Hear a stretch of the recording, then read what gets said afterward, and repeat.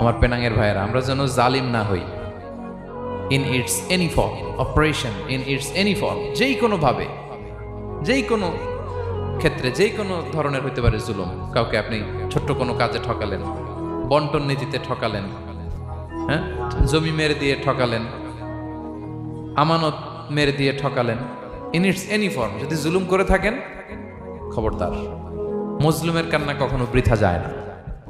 জুলুম শুধু আমাদের জন্যই হারাম না, আল্লাহর জন্য হারাম। আল্লাহ তাআলা বলেন হাদিসে কুদসিতে, ইয়া ইবাদি, হে আমার বান্দারা, ইন্নী হারামতু যুলমা আলা নাফসি, আমি জুলুমকে আমি আল্লাহ নিজের উপরে হারাম করেছি। ওয়া জাআলতুহু বাইনাকুম মুহাররামা, এবং এই জুলুমকে তোমাদের উপর হারাম করেছি। ফালা তাযালামু, তোমরা একে অপরের উপর জুলুম করো না। জুলুম শুধু আমাদের উপরই হারাম না, আল্লাহ নিজের উপরও হারাম করেছেন। তাহলে জুলুমের সাথে কি মুমিনের কোনো সম্পর্ক থাকতে পারে? পারে না।